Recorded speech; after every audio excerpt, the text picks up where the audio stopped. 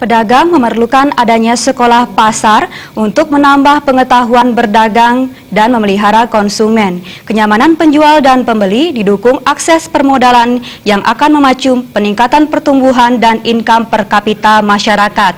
Demikian dikatakan calon gubernur nomor urut 2 Ide Bagus Rai Dharma Wijaya Mantre saat dalam belusukannya ke pasar desa Penggelelan Panjer Denpasar.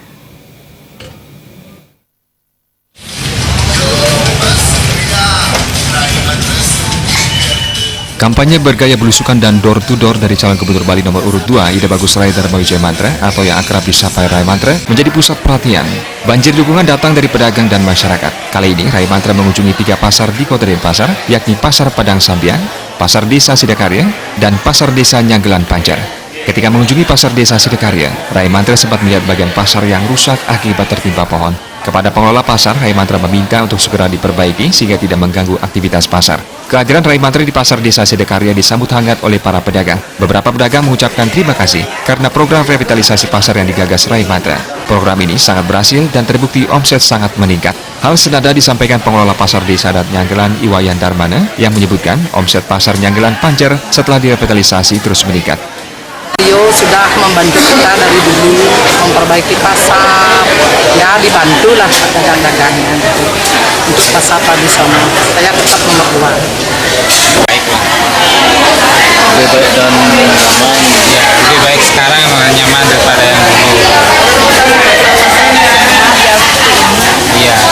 Omset yang kita liput sebelum revitalisasi itu berkisar 2,5 miliar per bulan, kemudian secara bertahap dia naik sampai di tahun ini tahun Maret itu sudah kita 6,5 miliar per bulan. Itu menandakan sudah menunjukkan adanya percepatan dari segi pendapatan, daya jual, daya beli. Sementara itu, Rai Mantre mengatakan untuk mempercepat pertumbuhan ekonomi di setiap daerah akan dilakukan pembenahan pasar tradisional. Tidak hanya dari aspek infrastruktur secara fisik, namun mencakup kapasitas.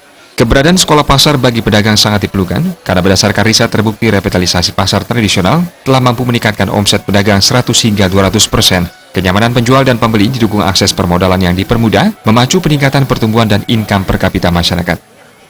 Selain itu juga yang paling penting sekarang itu bagaimana meningkatkan tingkat kemampuan masyarakat dengan melalui revitalisasi pasar-pasar tradisional. Bukan hanya memperbaiki fisiknya, tapi juga memperbaiki pendidikan dan pengetahuannya. Kalau Denpasar itu punya sekolah pasar ya, ini juga harus ada nanti sekolah pasar, ada festival pasar, dan ada lomba untuk pedagang pasar. Ya kan? Merupakan suatu tingkat kapasitas yang lebih meningkat, dan juga saya rasa ini mereka ke depan juga akan berani bersaing lah. Seperti itu yang kita harapkan. Ditambahkan, Bali ke depan harus melakukan revitalisasi ekonomi kerakyatan bila mau membuat rakyat sejahtera dan berdaulat. Joko Andika, Bali TV.